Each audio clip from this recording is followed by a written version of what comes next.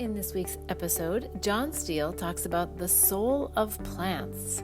You'll learn how some of the biggest mysteries of nature are viewed by experts. John's background is fascinating as it spans his insights about Atlantis, the long-lost city, his work with aromatics, and what he's learned from the power of Mother Nature.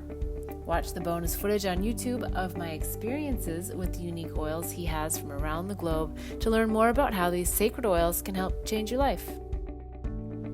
I am in beautiful, sunny California, and I have my next guest who's here to talk about pollinating the planet with love, John Steele. Are you ready to go in? Yes, I am. Okay, all right, well, let's go. Okay.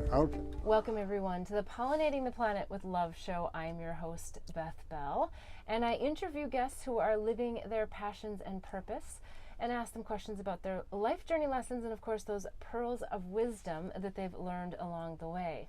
John Steele is an aromatic consultant, archaeologist, and author. John teaches workshops on aromatherapy and the sacred use of fragrance in contemporary and ancient cultures. John is the owner of Life Tree Aromatics, a select line of botanical essential oils and exotic floral absolutes. Welcome to the show. Well done. Yeah, I'm excited to have you here for many reasons. And I also like to share how I get introduced to my guests. Okay. So it was interesting because a mutual acquaintance of ours, Sue, started to hear me talk about flower sipping because I'm a flower whisperer. And I think those words triggered her to say, you must meet John Steele. So she has given me just a few tidbits about what you do. And I am fascinated, and I feel like you're like the grandfather of some of this work. So I have so many questions, but before we get into what you're doing today, Yes. I like to go back in time and ask the question, when you were a young boy, Yes. what did you think you were going to be doing, and are you doing it now? Well, that's it. What I wanted to be first was an oceanographer. Okay. And I am distinctly not doing that today. Yes. But I can just, for the sake of story, tell you that when I got out of high school, where I took a lot of math and chemistry and physics, I had a grant from the National Science Foundation to work at in the summer at Scripps Institute of Oceanography, Okay. which is that and Woods Hole on the east are the two premier institutions of oceanography. And I was placed in the original global warming lab before anybody knew anything about it. The original global warming lab. Yeah, like right. carbon dioxide Yes. and greenhouse and all of that. And it was really at the beginning of the game. But when I went to university, particularly at Berkeley, UC Berkeley, I took courses in mineralogy, geology, geophysics, and I noticed that the way that chemistry and physics were taught, it just really disturbed me. How so? Well, because, and I'm going to tell you, when I wrote my final in one of my chemistry courses, I just snapped and I said, I wrote in my blue book, the final exam, I said, I can't do this anymore because the way that you teach chemistry and physics is there's no wonder in it whatsoever. Okay. There's no soul in it. It's very reductionistic. And I don't want to do that. And I wrote this for 3 hours, and I said hello to the professor or TA who was going to read that, and I said sayonara. And that was the end of that. So then I went back to university several other times. I went through 6 different majors before. 6 different majors. Yeah. Wow. And even then, you know, I went through first mathematics, geology, geophysics, graduated in English literature, graduate work in theater arts, and then graduate work in archaeology and anthropology. Okay. And then finally, the oceanography part played out a little bit insofar as in archaeology, the thing that interested me the most as a kid was the whole myth and story of Atlantis. Okay. And so I took the Department of Anthropology and Archaeology as my kind of lost tribe, so to speak, and I went around for the whole semester. It was an honors course of interviewing all the professors. Like, what is anthropology? Why are we doing this? Why are we sticking dead bodies in the museum? And amongst questions I asked is, how come we don't study anything like Atlantis? This is archaeology. Yeah. And the collective, response to that was, this is interviewing a lot of top worldwide experts in archaeology and anthropology. He said, no, that's just a myth. It was the collective response. So I said, well, that's interesting. I thought in archaeology and anthropology we study myths. No, but they would say, you don't understand, that's really a myth. So I said, well, it's all the more reason to look at it. Yeah. And I began to see that they say, no, I've got a faculty meeting now, I've got to go. I could see that this was like X-rated. Yeah. Because taboo topic. Well, and the reason is that if Atlantis existed, and the time frame, according to Plato, for example, is about 9,536 years before him at 400 BC. And if that's fit in there, all of our notion of prehistory has got to be re-scrambled. Right. So now, for listeners who don't know about Atlantis, is there a way to sort of sum it up really briefly, or just, to give people a little bit of an idea? Yeah, I mean, it was allegedly, there are 147 references to Atlantis in Greek and Roman literature. And it was a continent, a large body of land that Plato said is big as Libya and Asia Minor put together, and beyond the Straits of the Pillars of Hercules, Straits of Gibraltar. Mm-hmm. And if you look at an undersea map of the mid-Atlantic, you see a mountain range that just, it's like a spine. And it was along that mountain range. The Azores, many people say, are the last tips. Yeah. And but it was allegedly, what can I say about it? Is that from the historical perspective, the Roman historian Marcellus said, at like 400 AD, he said, we're beginning to forget the great Atlantis. Yeah. This is 400 AD. Yeah. So by the time it gets to us, we make theme parks in Disneyland. Yes. That's what's left. And anyhow. So would it be fair to say that even at a young age, you were more of a mystic? Yeah, oh yeah. Yeah. Okay. But I never knew the word. I just knew, like, my response was, where does a continent go? Yeah. How do you lose a continent? Right. I mean, come on, everybody.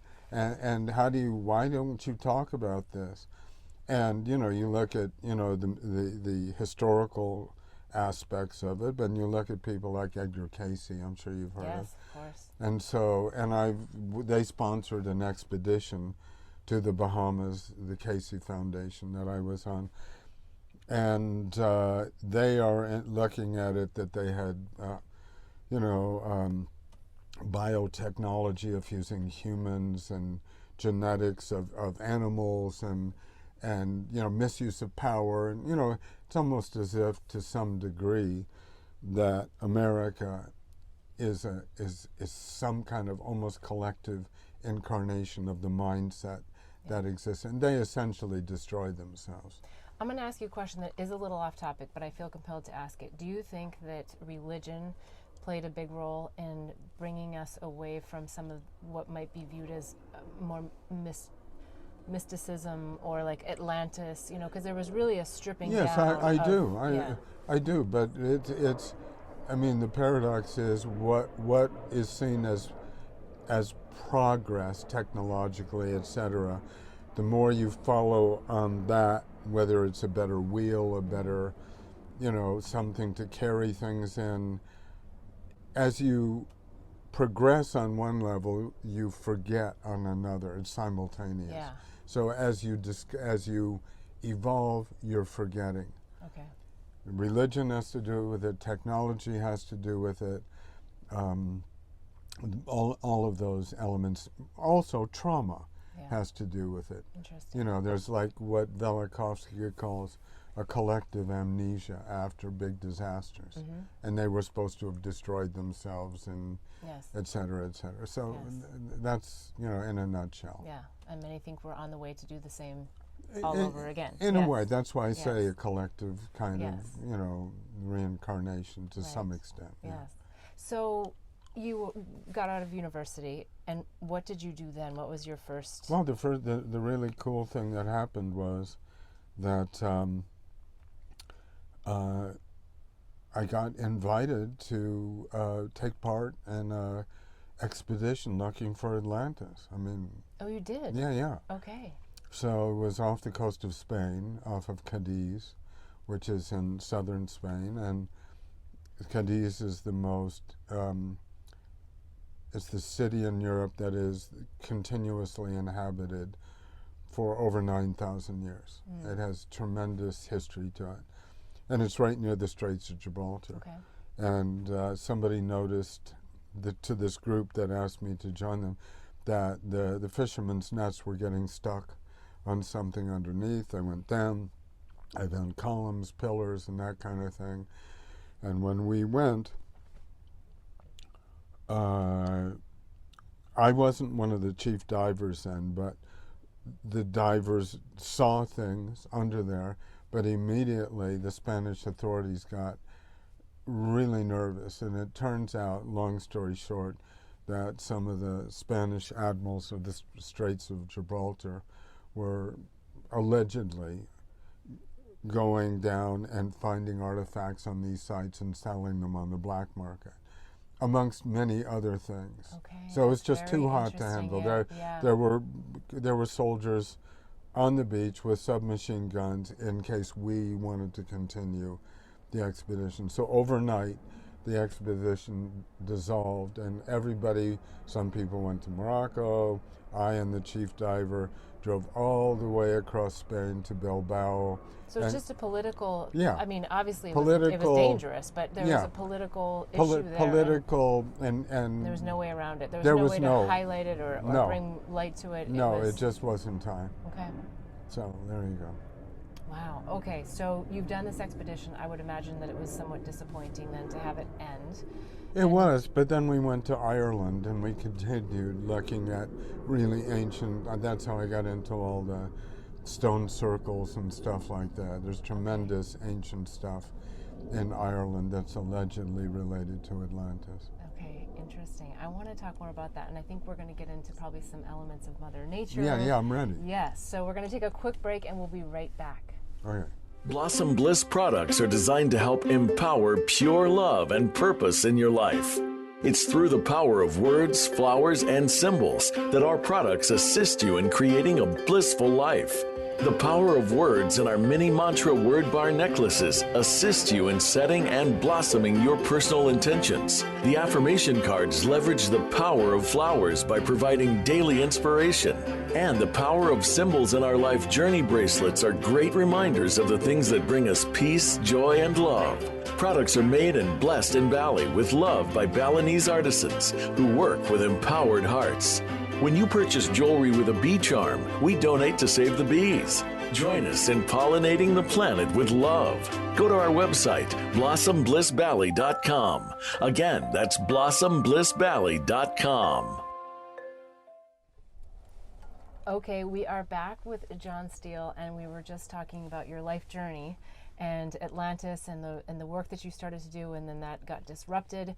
And we were just about to talk about your next part of your life, which was more about nature, and then on the break we kind of started a conversation. I said, wait, stop. Yeah. Let's talk about it after the break. So tell me, because you said there's some connection with Atlantis. And plants. And plants. That's the point. Anyhow, long story short, I used to be a photographer before, of nature things. Of nature, okay. Rock formations. I'll show you later. Okay. So anyhow, what happened was I was living up in Mill Valley in the Bay Area, and went out to dinner.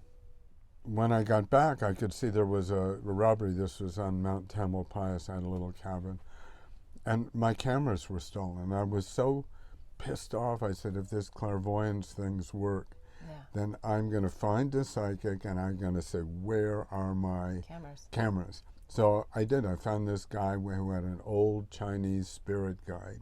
That's what was available.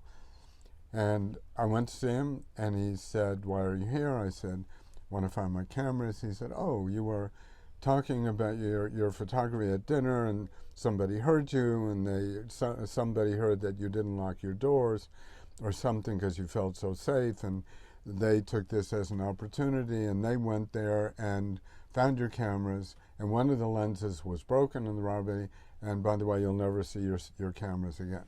Oh. And you have 5 other questions. So I that's all I really came for. But then I shifted gears, and I said... so the stolen cameras were just supposed to lead you to this guy to ask the other questions. So I said, I just said, can you tell me of any past lives that have any bearing on right now, not just all, some. And he said, yeah, there's 3 of them, and I'm only going to tell you one of them right now. And he said, you were a scientist in Atlantis. And this is it didn't make any sense at the time. Yeah. And they said, and you worked with plants. Specifically, you worked, and I quote him, to contact the group soul of plants. And when I heard that, I said, that's cool, but right now I wasn't relating to it. It was like, 25, 30 years later when I find out myself giving workshops called The Soul of Plants. All that came flooding back. Right. So when you started teaching those classes, did you feel at that point you were channeling information from that lifetime, or were you learning from information that existed here? Both. Okay. It was just it was kind of, the synchronicity of that, and the people that I met. For example, one of my teachers in aromatic plants is an Indian plant scientist who lives in Mumbai, and he, on a trip through the Himalayas, we were looking for plants. He starts talking about the soul of plants. Yeah. And I said, whoa, and it just, it brings back just the possibility of what is that. Yes. And rather than direct channeling. Yes. Now, I would venture to say that you had tough skin from a young age because you started to get some rejection with your ideas of Atlantis with these professors, which are supposed to be knowledgeable. It was tough skin, but it was just like I came to the conclusion what I'm looking for is not here. Yeah, I but now take as you it start personally. having these other things happen, I'm curious, what is your family thinking? Are they like, John's gone off the deep end, or are they thinking, wow, it's interesting. My dad, and my mom, who both passed away, my dad was ear, nose, and throat surgeon, and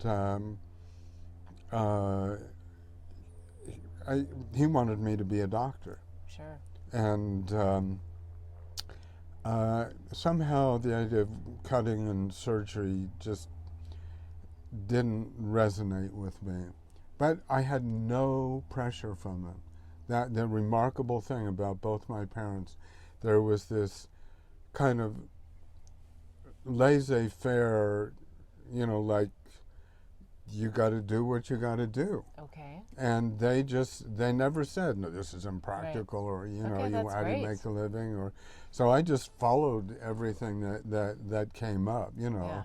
And did you ever question, like, what am I doing? Oh, of course I did, but especially after going through all these different majors. Yeah. How is this all fitting together? Well, what am I supposed to do with my knowledge? Well, the one thing that was critical to this was that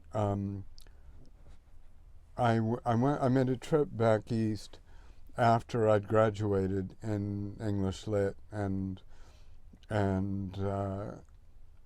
I ended up at the home of a Charles Darwin scholar who was in Massachusetts, living in some 17th century house, really old. And we're out on the swings, I remember, and I'm telling you, I've done this and this and this and this, and, just, I feel well-rounded, but there's no, he said, well, what you're doing is what is known as general systems theory. I said, what's that? He said, that is a way of looking at the world through a cross-disciplinary lens, as opposed to specialist reductionist knowledge. Okay. In other words, how did biology, psychology, paleontology, chemistry, physics, mysticism, how to see across boundaries rather than just dig down into one. Okay. And I said, well, God, that's that. So nobody was teaching this, so I got out the only literature on it were the General Systems yearbooks, which I found out, and I read. There were some general systems aspects which were purely scientific, but there was another side that was very philosophical, like how to join up things across boundaries and connect the dots, so to speak. Yeah. So I started to educate myself in it. I kept saying, well, this is it, but how do you put this into play? Yeah, and how did because we kind of jumped off from the England and the rocks. I think you were starting to. I mean, I say the rocks, but I don't know exactly where you Stonehenge. I don't know where you. Okay. Yeah, things like Stonehenge. Okay. But what happened was that after that expedition ended from Ireland, I ended up in London, and I hooked up with old friends of mine. I told them, look, general systems theory, this is it. I figured, and they said, well, just by chance, they told me at a place called the Architectural Association, which was in London. It's a very liberal, progressive, experimental place. Besides teaching architecture, it was a hotbed of new ideas. Yeah. And they said, there's this Swiss woman we just read who's doing a course on general systems theory. So, and they were, old friends of mine, and they said, do you want to go? I said, yeah, let's just go. So for most people, they might not understand what you're saying with general systems theory. Yeah. So is there a way to sum it up? Yeah, general systems theory is, again, cross-disciplinary, interdisciplinary thought. So you can see relationships, ecological, philosophical, mystical, through history, from the beginning to where we are, and then across disciplines. It's like... Is it also multidimensional? Multidimensional. So it sort of sounds like the movie Inception. Yeah, a little bit like that. Yeah. Okay. But, and I'll just finish up this part of it, is that when we went, and to me that was exciting, having gone through 6 majors. I felt like this ugly duckling, and this guy's telling me, maybe you're a swan. Yeah. So we the 3 of us went to the Architectural Association, and I went up to the professor, this really lovely Swiss lady, and I said, look, we're not enrolled in your class, we're not enrolled in the school, but I'm really interested in general systems. So do you mind if we just sit in the back and just listen? Yeah. She said, no, I don't mind. And I said, oh, that's great. So I sat there for a couple of weeks, and I listened to her, and like the French and Swiss do, they gesticulate a lot, the women, when they talk. It was really elegant. But nobody was saying. There were people there from Ecuador and Greece and Peru and all over Europe. They're saying, what is this general systems thing? And after a while, after class, I went up to her and said, look, as I said, I'm not enrolled here, but this is a kind of a passion for me. Do you mind if I take part in the discussion? I said, well, nobody else is, so go ahead. Speak up, yeah, wow. So I did, and then after about a month, she said, would you see me after class? So I did, and she said something which really changed my life. She said, how would you like to come in next week and teach the class? I said, I'm not even, and she said, no. I said, how would you like to come in? I said, I'll do it.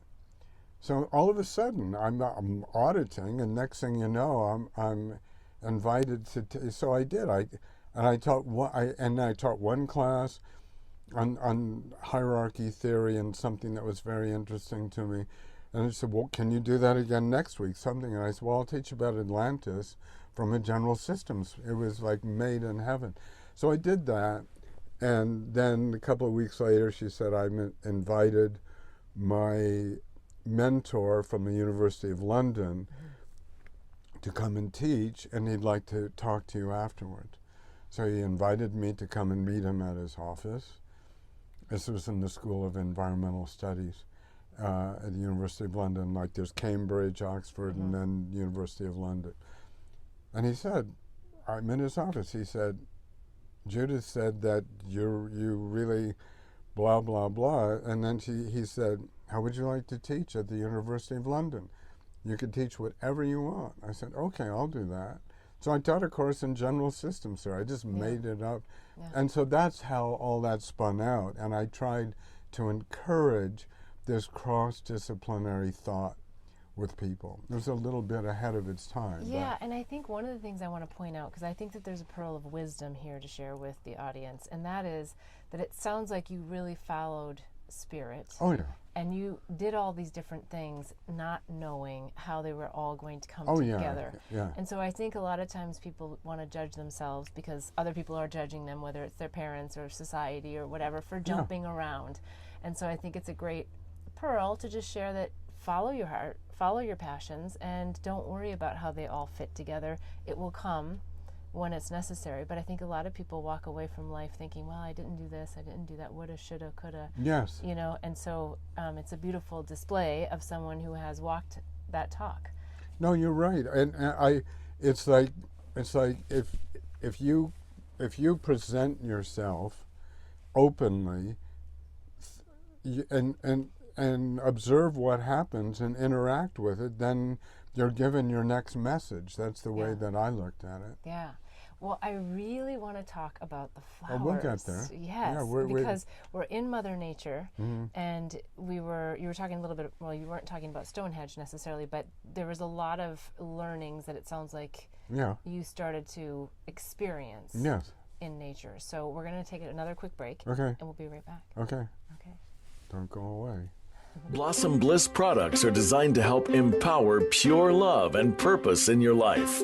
It's through the power of words, flowers, and symbols that our products assist you in creating a blissful life.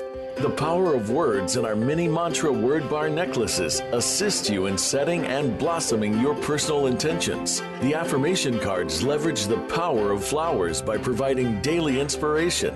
And the power of symbols in our life journey bracelets are great reminders of the things that bring us peace, joy, and love. Products are made and blessed in Bali with love by Balinese artisans who work with empowered hearts.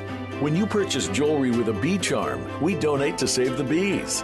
Join us in pollinating the planet with love. Go to our website, blossomblissbali.com. Again, that's blossomblissbali.com. Okay, we are back with John Steele, and we're talking about all of your life experience. Yeah, fabulous. Fascinating, actually. And so the flowers, Mother Nature, how does all of this start to get integrated into your life? Okay, so at the same time, not just when I'm done with all that, when I was a teenager, I noticed my dad is planting things all the time. Okay. He had a really green thumb, and he also took us, my brothers and I, all over the world, and he, I have to say, he and my mom, particularly my dad, really would go to places and say, here's the wonder.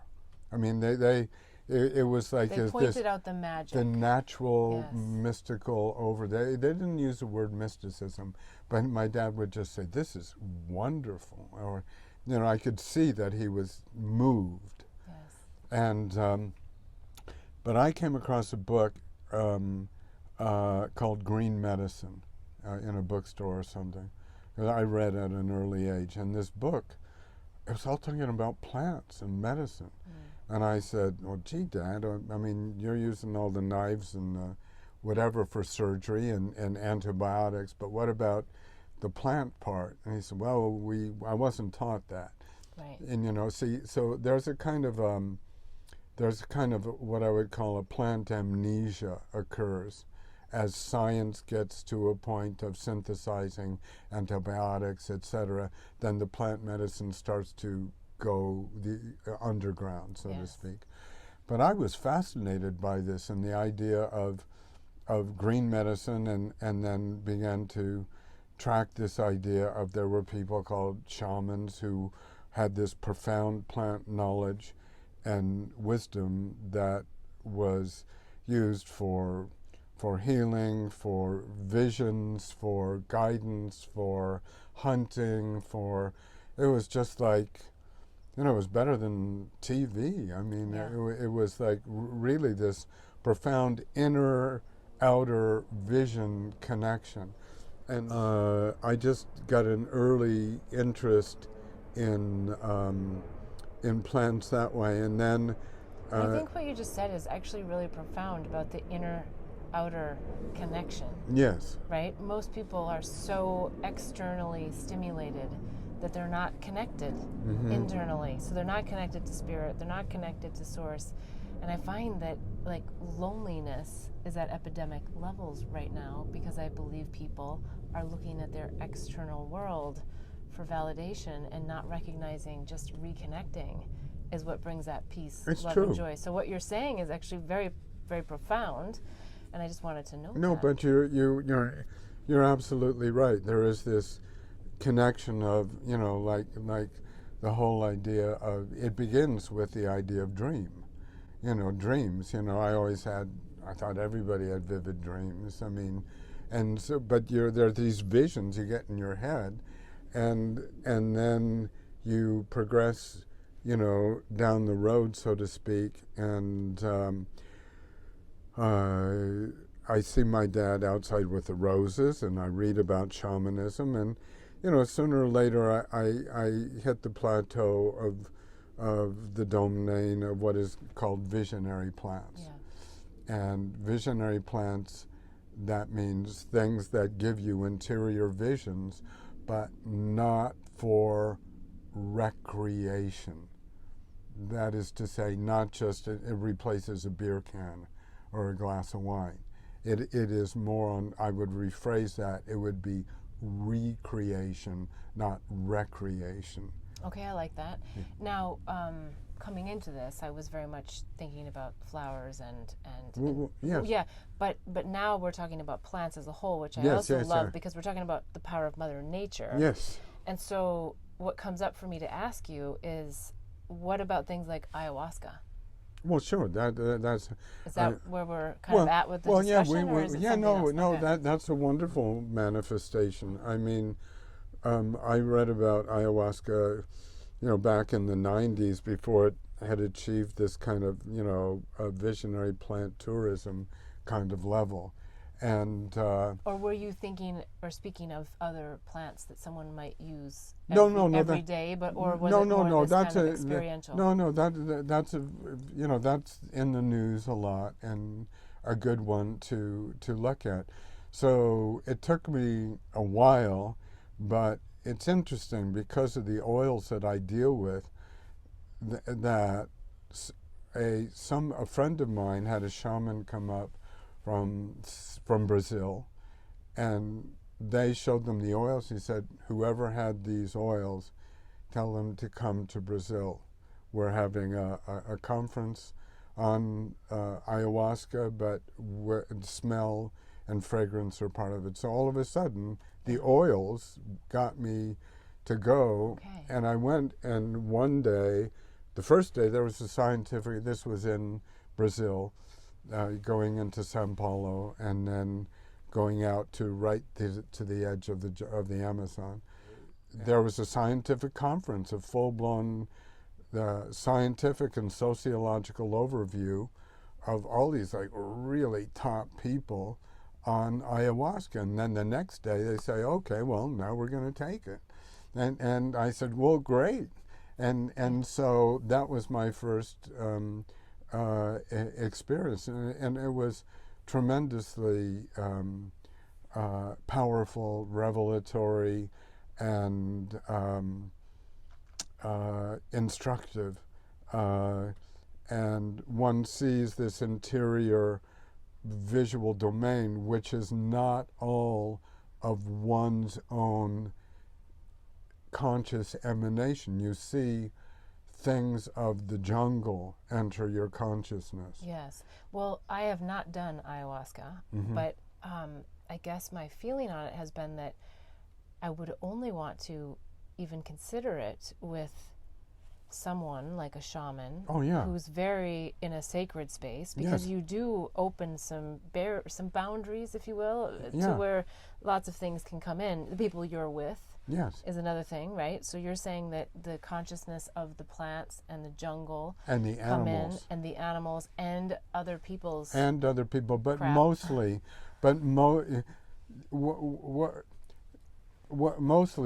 what I mean, you get the other people's stuff.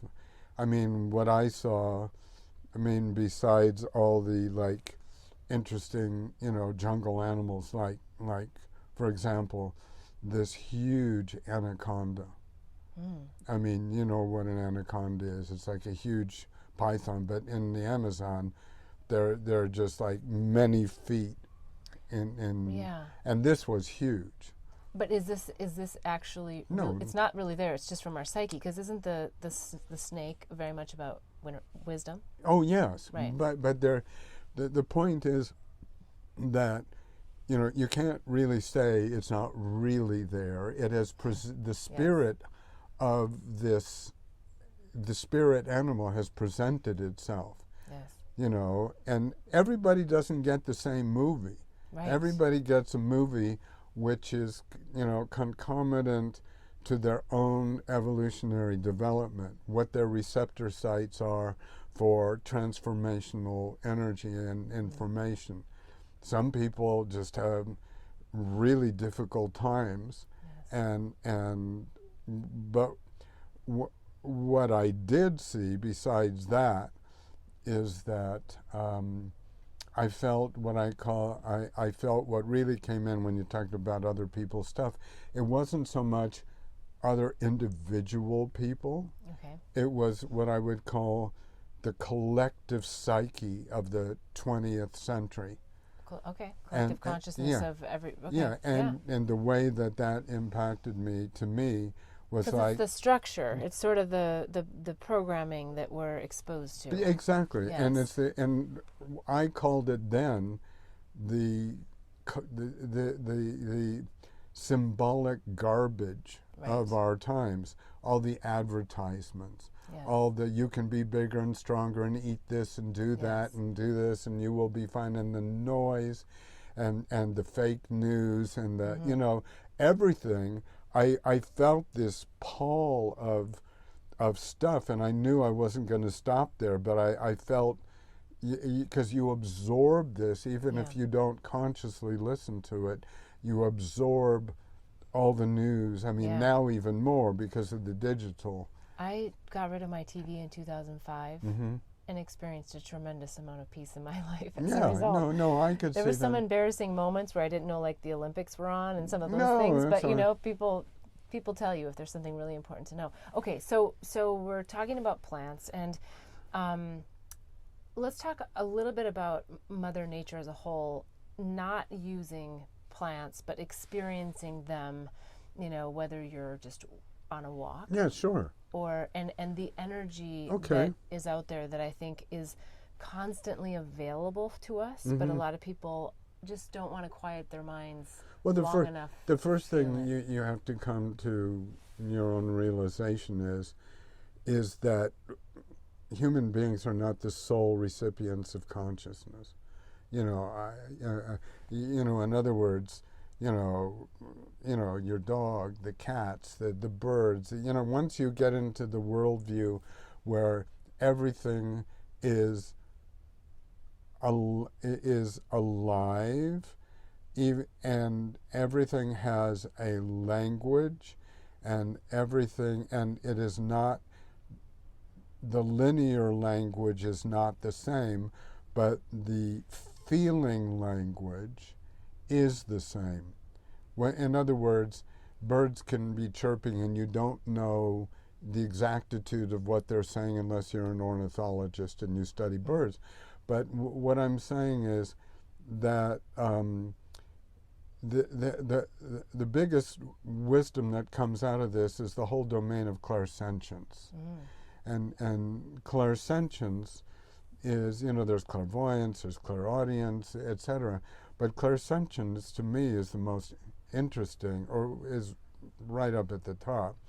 And that is the capacity to feel beyond domains of societal recognition of what's proper and what's not. Yes. And so I'll give you an example of what that means is if you take, and particularly relating to smell, because that's one of the principal ways that I relate to plants. There's the visual and the smell. Yeah.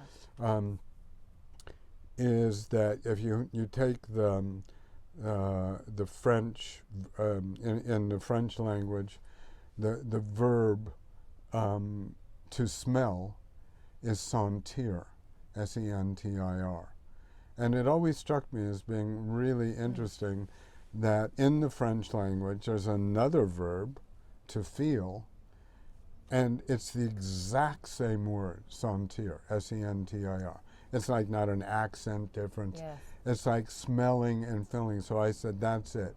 There's this profound relationship between smelling and feeling. Yes. And I began to really explore that as a way of because became my feeling that in old days, before we talked about the five senses as though they were separate, that there was a sense of what I would call a smell-feel fusion. Yes. Well, I totally get that. I think most people have experienced it, maybe not acknowledged it, but right. More recently I had a new friend that came into my life, and she was wearing a particular perfume that I had been wearing probably 10 years prior. And just by being exposed to that, I immediately could feel into situations that were happening back at that time frame, and I was just really I was kind of thrown by it, actually, because I didn't expect it to be so clear. Yes. To come back so clear. But yeah, so I think people experience that. So how does that play in with nature? Well, it plays into it because you realize that everything's feeling, and sometimes there are smell correlates to that, and so I guess a smell has a vibration. Oh yeah, so, completely. And then a feeling has a vibration. Yeah, so they're just locking up. Look, there's a couple of idioms in the English language that are really revelatory for this point. One is something smells fishy, or I smell a rat. Okay.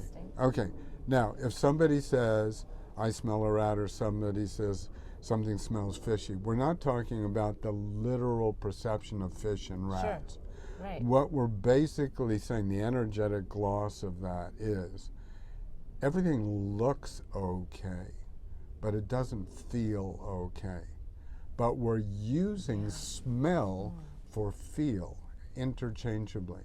We're not saying I feel a rat, we're saying I smell a rat. But it's because of the smell-feel fusion, those two words they're just part of a continuum. Very interesting. Yeah. Yes. So I get it. So I know that you would. So the feeling part is like when you meet somebody for the first time, you automatically say, I like, I don't like, I'm comfortable, I'm not comfortable. You get an energetic gloss immediately. Whether you pay attention to it is something else again. Yeah. But Well, I always think of that as more energy, that on a cellular level, It is. even if it's our bacteria that's talking to each other. Yeah. But what about pheromones? Like, I know we're kind of Oh, going yeah. all over, but so No, the no, pheromones come into this, right? Yeah, pheromones are they're part of this secondary smell system called the vasopheromonal system, which is not consciously smelling. It's what comes into you and you perceive on an unconscious level. But it's like unconscious smell Right. versus conscious smell. Yes. And this is, let me put another quick gloss on this. For me, there's literal smell, but the deepest sense of smell to me is intuition. And that's feeling again. Yes. I smell it. Well, it means I intuit that. I feel that. And so all these things in nature, the plants, you look at the signatures of things. You look at a rose, for example, which are to me one of the most beautiful flowers that exist in infinite variety and smell. And you look at this very beautiful geometry of petals and softness and depth and the colors. And you also notice, because you also notice from the anthropological, archaeological kind of way of looking at things that the rose was more than any other flower, the flower of the goddess throughout history in different cultures. This particular flower. And you also notice that on the stem of the rose there are thorns. So you get this incredible softness and femininity, and then you also notice there is this protection and this thing like beware, careful, be mindful, attention. It's like this double messaging. And so you always look at with flowers. After you invest, you don't consciously say, "I never did." Okay, everything's alive. I just got it, and you go for a walk. I can't go by a rose and not smell it.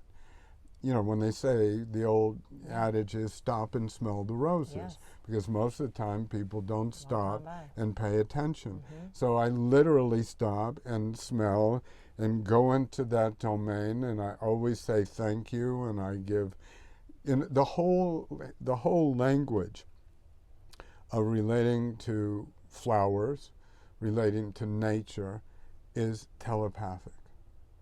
It's a variation of feeling, but it's telepathic. That is to say, it's not literal. You don't have to say, "Hello, Mr. and Mrs. Rose." You can if you feel very formal, but after a while, you go into the subtext. You just say, "You are one beautiful," but you're saying it internally, and you know that the rose gets it, and you begin to have this. And whenever I was always taught as a kid, at least from American Indian stuff, whenever you picked herbs and stuff, you always asked permission and you gave thanks. You don't just take something.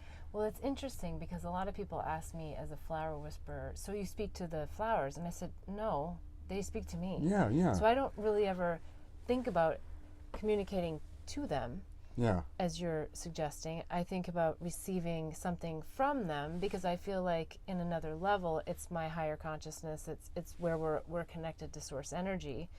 And for me, it also feels like a quieting of my mind, like where my mind can kind of get out of the equation and I can tap into a different I think energy. that's kind of a beautiful way of putting it, but I would say that the consciousness of flowers, which in particularly of rose, is very high. Of the flowers is. So I should be saying something? Not you that you should. No, not that you should. But I could. It's an option because the whole thing, as a friend of mine, once said that what happens in the best way to perceive nature is a grand conversation of all beings. Conversation. So in other words, that there is dialogue, there is reception, and there is response, and there is the exchange of feeling, not analytical, reductive stuff. Yeah.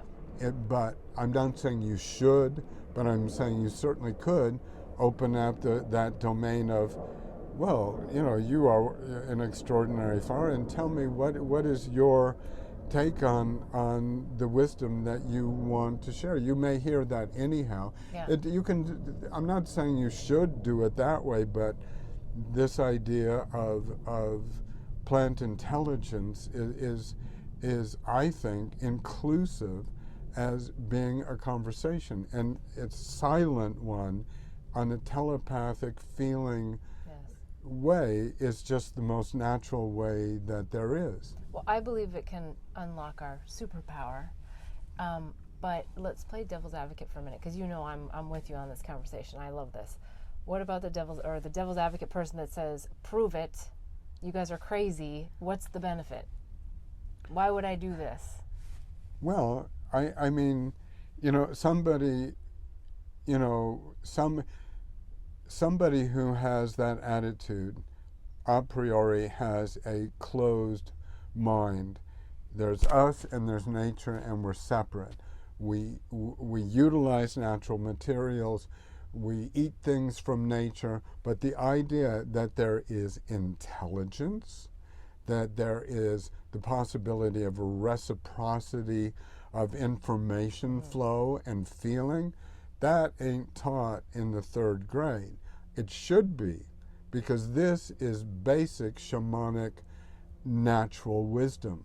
For example... It should be taught in the 3rd grade, shouldn't it? No, because it that's should. where the magic is still there. No, but the key thing is, I once taught at this place, I don't know, it's kind of like Esalen, but it's called the Ojai Foundation. Okay. And there's bunches of teepees and yurts in the hills, and I was, given the capacity to teach kids about nature, but smell and consciousness. And the first thing that I did is I said, I want everybody, before we even got into plants, I didn't want to say, this is animate and this is not animate.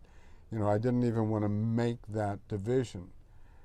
That's part of holistic thought, which is this cross-disciplinary aspect, that you don't rule out what is sentient and what is not sentient.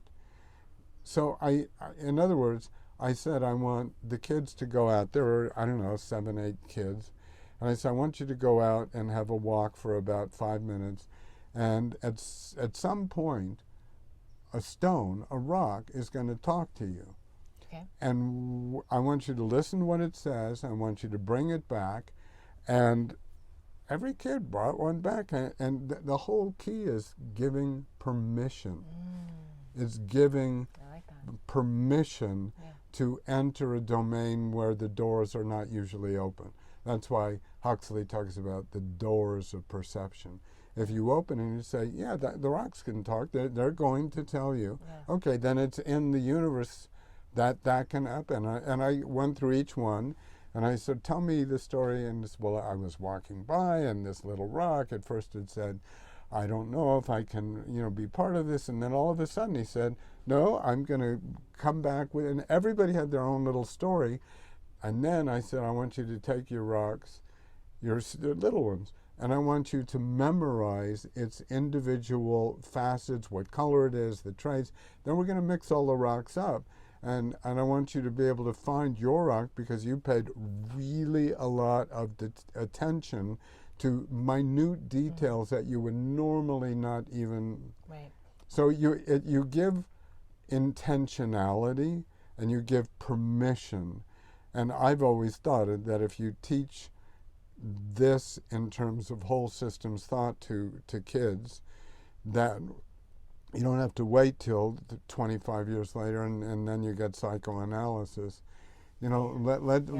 let's start out by Yeah. giving permission at the beginning of the grand conversation, Yeah. because most of the time, what modern medicine, not only physical medicine, but psychiatry, has been given to say is anything that does not fit in the paradigms of, the division of the five senses with like the little walls in front of them is not the way we see this. For example, there's a key aspect to all this, and do you know the word synesthesia?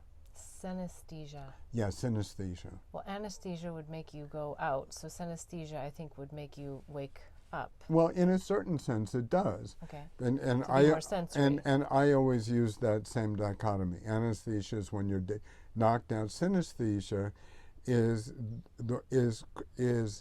cross-sensory perception.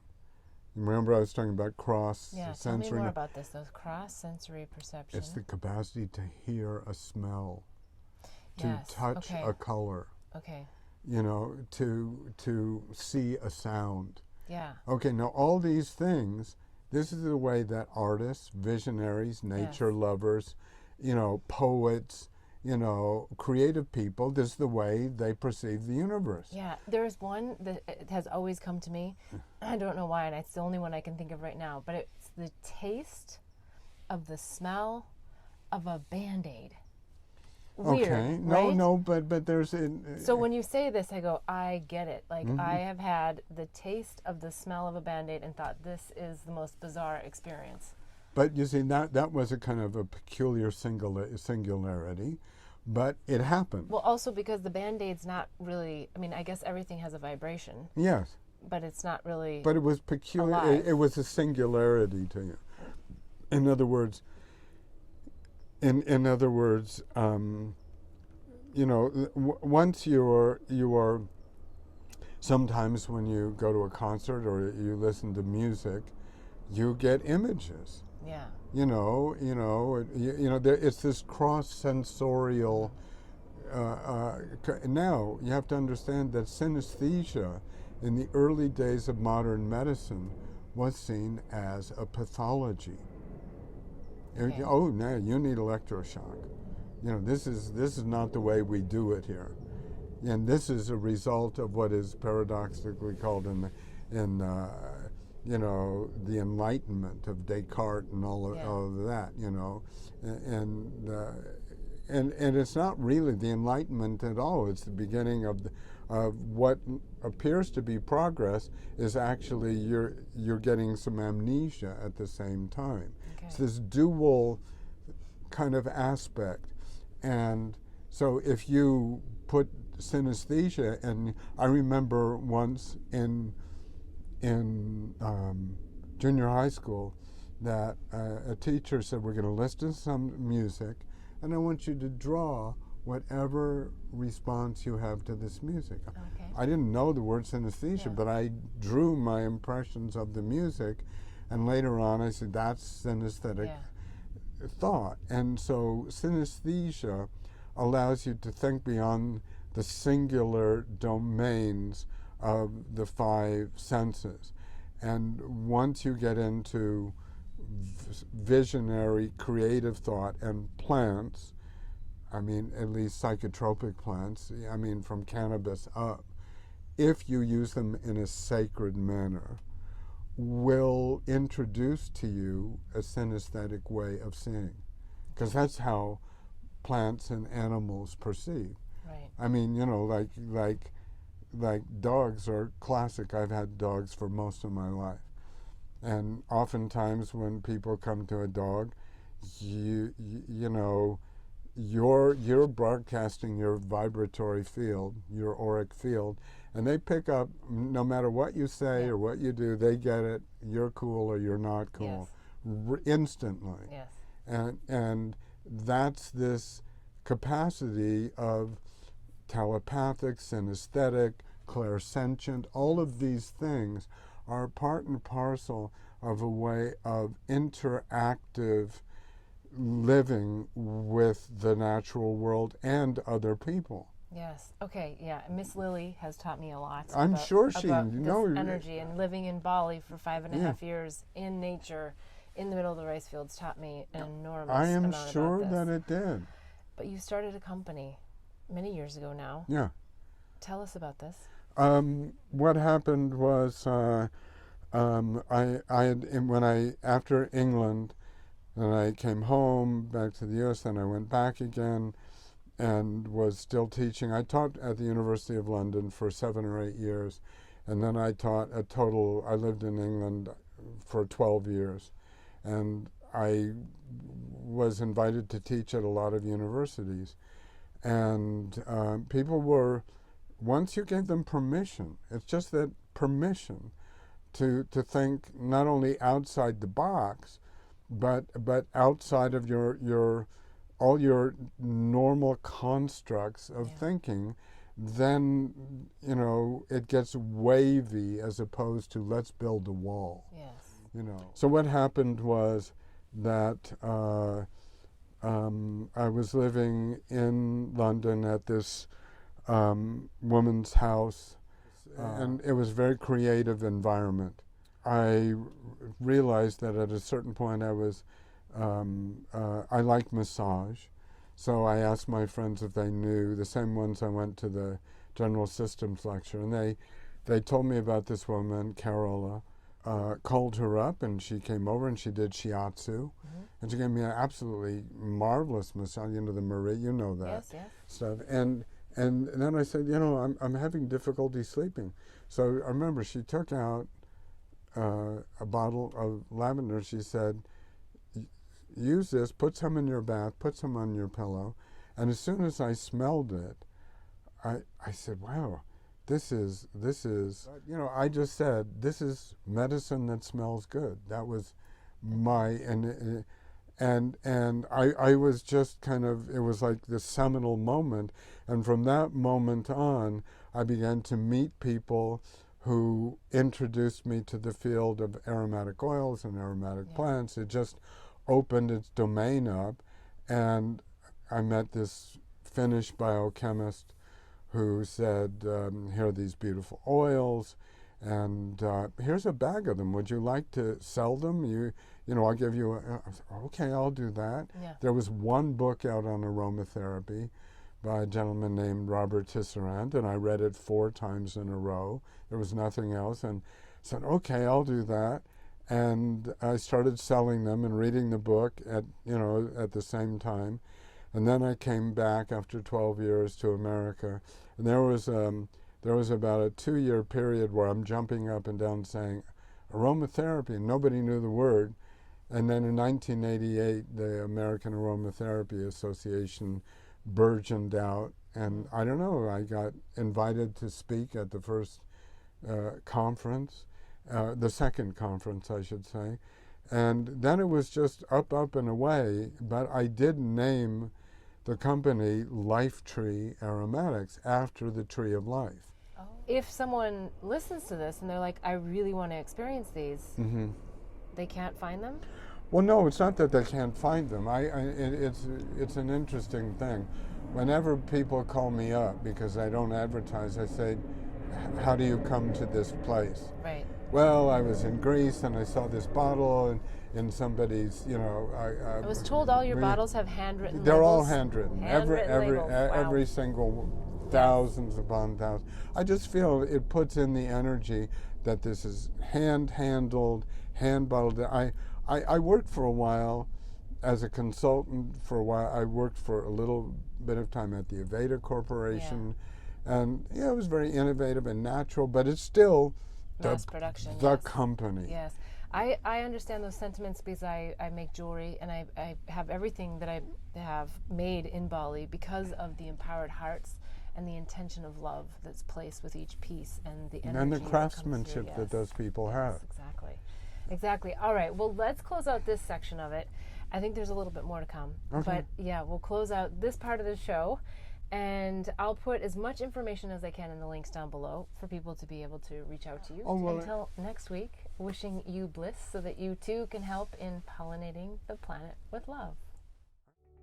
Hear who's up next when you like my page, Beth Bell Live, and join me each week as I invite a new guest into the mobile recording studio to help in pollinating the planet with love.